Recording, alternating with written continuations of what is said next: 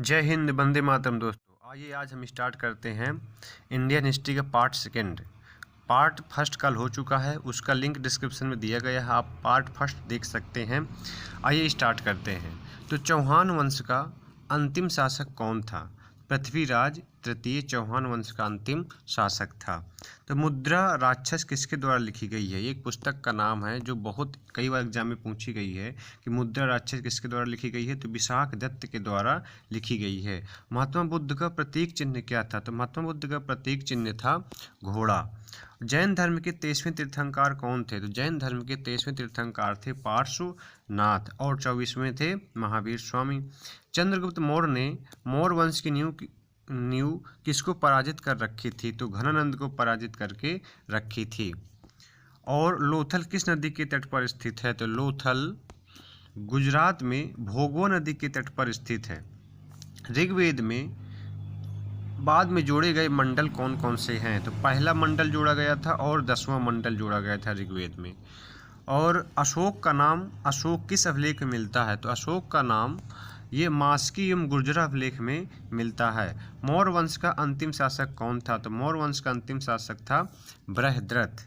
और आर्यों का प्रिय पशु कौन सा था? तो आर्यों का प्रिय पशु था घोड़ा। शून्यवाद के प्रतिपादक कौन थे? नागार्जुन थे। ये शून्यवाद है। और अगर पूछा जाए शून्य खोज किसने की थी? तो आर्यभट्ट ने की थी। और शून्यवाद के प्रतिपादक हैं नागार्जुन, कंफ्यूज मत होइएगा। और द्वैतवाद के सिद्धांत के प्रतिपादक कौन हैं? तो द्वैतवाद के सिद्धांत के प्रतिपादक हैं निम्बकाचार्य। कुषाण वंश का अंतिम राजा कौन था? तो वासुदेव थे। और कलिंग युद्ध कब हुआ था? तो कलिंग युद्ध हुआ था 261 ईसा पूर्व में हुआ था। महात्मा बुद्ध के गृह त्याग की घटना को क्या कहा जाता है? महाभिनिष्क्रमण कहा जाता है। और महाबलीपुरम के एकाश्म रथों का निर्माण किसने कराया था? तो ये कराए थे पल्लव राजा नरसिंह वर्मन प्रथम के द्वारा कराया गया था। हड़प्पा को मेसोपोटामिया का उपनिवेश किसने कहा था? तो हिटलर ने कहा था। और महावीर की मृत्यु के बाद जैन संघ का अध्यक्ष कौन बना था? तो शुद्ध वर्मन बना था। आर्यों का प्रिय देवता कौन सा था? तो इंद्र थे। आर्यों के प्रिय देवता कौन थे? इंद्र थे। और गीत गोविंद किसके द्वारा लिखी गई है? तो गीत गोविंद जयदेव के द्वारा लिखी गई है। कल्पसूत्र किस भाषा में लिखा गया है? तो संस्कृत में लिखा गया है। कर्ण वंश का संस्थापक कौन था? तो कर्ण वंश का संस्थापक था वासुदेव। भारतीय संगीत का जनक किस वेद को माना जाता है? तो सामवेद को माना जाता है। गौतम बुद्ध की पत्नी का नाम क्या था? तो गौतम बुद्ध की पत्नी का नाम था यशोधरा। दिल्ली की स्थापना किसने की थी? तो तोमर नरेश अंगपाल ने दिल्ली की स्थापना की थी। अंतिम गुप्त शासक कौन था? तो अंतिम गुप्त शासक था भानुगुप्त। और मेगस्थनीज किसका राजदूत था? तो सेल्यूकस निकेटर का मेगस्थनीज राजदूत था। और गुप्त वंश का संस्थापक कौन था? तो गुप्त वंश का संस्थापक था श्रीगुप्त। आदि मानव ने सर्वप्रथम क्या सीखा था? तो आग जलाना सीखा था। भारत में चिश्ती सिलसिले की शुरुआत किसने की थी? तो भारत में चिश्ती सिलसिले की शुरुआत ख्वाजा मोइनुद्दीन चिश्ती ने की थी। नालंदा विश्वविद्यालय की स्थापना किसने की थी? तो कुमार गुप्त ने की थी। बहुत इंपॉर्टेंट है, कई बार एग्जाम में पूछा है कि नालंदा विश्वविद्यालय की स्थापना किसने की थी? तो कुमार गुप्त ने की थी। चंद्रगुप्त मौर्य के दरबार में आने वाला प्रसिद्ध यूनानी कौन था? तो मेगस्थनीज था। पांडवों का राजनीतिक एवं सांस्कृतिक केंद्र कौन सा था? मदुरै था।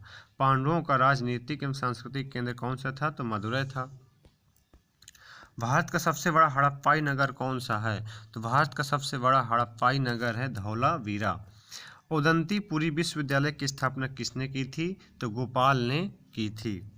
भारतीय इतिहास में स्वर्ण युग के नाम से किस काल को जाना जाता है? तो गुप्त काल को जाना जाता है।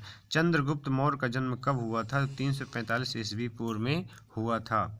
और विजय स्तंभ का निर्माण किसने करवाया था? तो विजय स्तंभ का निर्माण राणा कुंभा ने चित्तौड़गढ़ में कराया था। न्याय दर्शन के प्रवर्तक कौन थे? तो न्याय दर्शन के प्रवर्तक थे गौतम। इस्लाम धर्म के संस्थापक कौन थे? इस्लाम धर्म के संस्थापक थे हजरत मोहम्मद साहब। हड़प्पा वासी तौल में किस प्रकार से व्यवहार करते थे? 16 या उसके आवर्तकों का प्रयोग करते थे।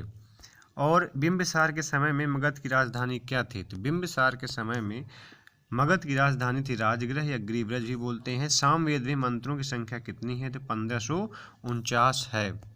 और गुर्जरा अभिलेख कहाँ से प्राप्त हुआ है? तो गुर्जरा अभिलेख प्राप्त हुआ है मध्य प्रदेश से प्राप्त हुआ है। भूमि देने की सामंती प्रथा को किसने प्रारंभ किया था? तो ये हर्ष ने शुरू किया था। और सिंधु सभ्यता के समूचे क्षेत्रफल का आकार कैसा था? तो ये त्रिभुजाकार था। कैसा आकार था? सिंधु सभ्यता जो थी इसका आकार था त्रिभुजाकार। ऋग्वेद में यमुना नदी का उल्लेख कितनी बार हुआ है? तो 3 बार हुआ है। और महावीर का जन्म कहाँ कब हुआ था? तो महावीर स्वामी का जन्म वैशाली के कुंडग्राम में हुआ था और 540 ईस्वी पूर्व में हुआ था। सातवाहन वंश की नियुक्ति किसके द्वारा की गई थी? तो सिमुक के द्वारा की गई थी।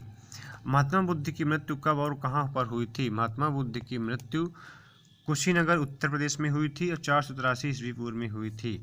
सिकंदर और पोरस के बीच के युद्ध को क्या कहा जाता है? तो ये कहा जाता है हाइडेस्पीज का युद्ध या बीतस्ता का युद्ध या झेलम का युद्ध कहा जाता है, क्योंकि झेलम नदी के किनारे हुआ था, जिसे वेदों में बीतस्ता कहते हैं और रूप साइड से हाइडेस्पीज भी बोला जाता है।